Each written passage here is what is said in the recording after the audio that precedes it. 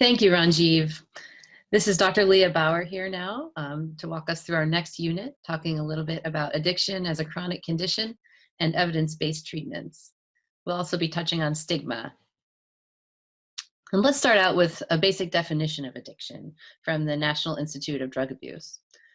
They define addiction as a chronic, relapsing brain disease that is characterized by compulsive drug seeking and use despite harmful consequences. We'll break this down a little bit in the following slides. And so addiction is a brain disease. There truly is robust neurobiologic evidence that addiction disrupts numerous chemical pathways in the brain, resulting in a hypodopaminergic state. This happens in the reward system of the brain, in the nucleus accumbens that many of you may have heard of, but also in other areas of the brain. So not only does addiction kind of reset the brain's reward system, but it also activates what's called the anti-reward system, resulting in uncomfortable stimuli being just intolerable, and the experiences that some might find unpleasant being just unbearable for those with addiction. And addiction also creates a hypodopaminergic state in the frontal cortex of the brain, which really disrupts decision-making and other executive functions that make people that are struggling with addiction really have a hard time maintaining motivation, following through with decisions, and things of that sort. So although it can be very frustrating to an outsider, seeing somebody with addiction make the same mistakes, returning to the emergency room time and time again, it's important to keep in mind that there's really a neurobiologic reason for that, and it has to do with what's going on in their frontal cortex. So why do some people develop addiction and others don't? It's a really complicated question that has no simple answer, and the answer is that there's a lot of factors at play. Family history is certainly a very important one, both for genetic reasons, genetic factors that contribute to family history, and also one's environment in the family. If there are early exposure to drug use or other high-risk environments, that definitely increases one's likelihood of developing addiction. Additionally, numerous psychiatric disorders are highly correlated with addiction, and particularly early childhood adverse experiences are very highly correlated with addiction as well. And these adverse childhood experiences, or ACE scores, have numerous impacts on one's health throughout the lifespan. And this has been well documented in a large body of literature. Not only do these experiences, which include things like witnessing violence in the home, being subject to abuse or neglect, having a parent that is mentally ill, a parent that is living with addiction, a parent that's been incarcerated, even parents that are divorced. These all add up and have really a dose-response relationship to many health problems. Certainly addiction, but other things such as cancer and diabetes that you might not expect. So the increased likelihood of early initiation into illicit drug use is increased by a factor of 2 to 4-fold with every adverse childhood experience that one has. So let's back up and talk about the other part of that definition at the beginning. Addiction is a brain disease, and it's also a chronic disease. This is a study from JAMA from 2000, which compared relapse rates over a year between drug addiction and other chronic medical illnesses, such as type 1 diabetes, hypertension, and asthma, and found that they all have similar rates of relapse over time. So relapse is kind of par for the course in addiction. It's a chronic disease. It's often a 2 steps forward, 1 step back kind of process. And these conditions are maybe more similar than a lot of people realize. They all are multifactorial in how they come to be, with genetics playing a key role, as well as environmental factors and lifestyle factors. So I think it's a very fair comparison to compare substance use disorders to these other conditions. However, as a society, we aren't trained to think that way. And I'd like to challenge you all to try and think a little bit more that way and make some comparisons. If we, for example, were to treat diabetes like we do addiction, would we say that one's lifestyle choices caused it? Would we say that an elevated blood glucose made their blood dirty? things like this. I think that these types of ways that we talk about substance use disorders and the way that substance use disorder patients are treated in the medical system really point to an underlying stigma that exists. And so what is stigma exactly? Stigma is defined as strong feelings of disapproval or disgrace that sets a person apart from others. And it's associated with a lot of negative attitudes and beliefs and stereotypes, and then can lead to, frankly, discrimination. And stigma comes in a lot of forms. It comes in more kind of an institutional form, in that patients are often stigmatized by the healthcare system. It comes in societal forms where patients with substance use disorders feel less than compared to others in society that don't have addiction issues based on how they're treated.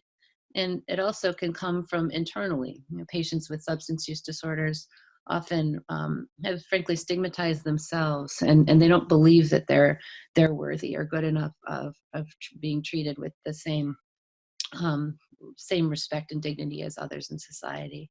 It's a very complex issue that we don't have time to get into today, but I'd encourage you to just think about it and think about it in your interactions with patients and how stigma may play a role, and also go easy on yourself, because these things are very deeply ingrained in our society, and I think we all hold some level of bias within ourselves, and it's up to us to explore that in order to have it not contribute to our actions. So I would just encourage you all to think a little bit about that as you go, and try to not blame yourself for having feelings of bias, but really rising to the occasion of not letting those biases impact your behaviors, and then in turn it'll help them change as you move forward in your interactions with patients. One simple thing you can do to help combat the stigma against substance use disorders in your clinical work is to pay attention to the language that you use.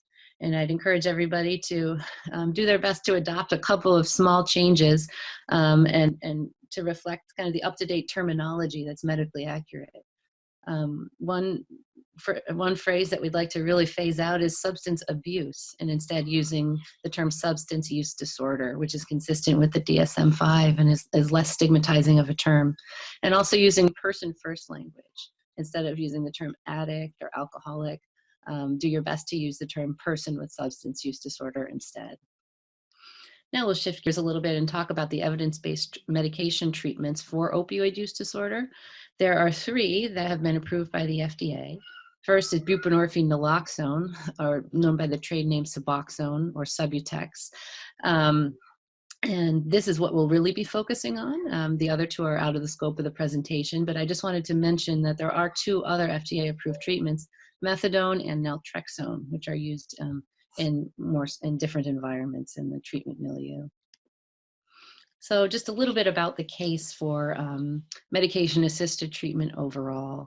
There's been a lot of studies that show that they say that medication-assisted treatment really saves lives. Here's a study, a big population study from Baltimore over the course of 15 years, which shows overdose fatalities from heroin going down as access to methadone and buprenorphine in particular were increased. And this was a well-done study that adjusted for many variables, including the potency of the drugs that were on the market, and really showed a strong association between reduction of overdose deaths and expansion of medication-assisted treatment. And this is a landmark study that really kind of set the stage for buprenorphine coming onto the market. This is from 2003 in The Lancet, a study from Sweden, which was a randomized controlled trial of buprenorphine maintenance versus placebo. All of the patients in this study were receiving very comprehensive psychosocial treatment, and were followed over the course of a year. So half of them were randomized to placebo and half to buprenorphine, and they were maintained on that drug. And there's a couple of interesting outcomes in that study. The first is that every single one of the participants that were randomized to placebo dropped out of treatment in about 2 months. And meanwhile, 75% of the sample that was given buprenorphine were retained in treatment after the year-long follow-up period. That's a very, very significant difference between those two arms. And also a chilling outcome was that 20% of the control group actually died within the year-long follow-up. So not only does buprenorphine help people maintain in treatment and stay motivated to advance in their recovery, but it keeps them alive so that they're able to have a chance at doing that. So I think that study is very compelling. I think both of them are. And I'd like to challenge some of the dogma out there that suggests that medication-assisted treatment is substituting one drug for another. You know, I tend to think of this more as buprenorphine as a tool for one to utilize in their recovery in order to help them engage in other aspects of their life and of their treatment, and not be continually kind of bogged down and nagged by cravings and withdrawal symptoms. It eliminates withdrawal symptoms. It controls cravings so that these individuals can function in society and break the cycle of using in their life. If an individual is tolerant on opioids, it does not cause a high. So it isn't something that they're chasing. It's something that they're using really to function and to build a life for themselves.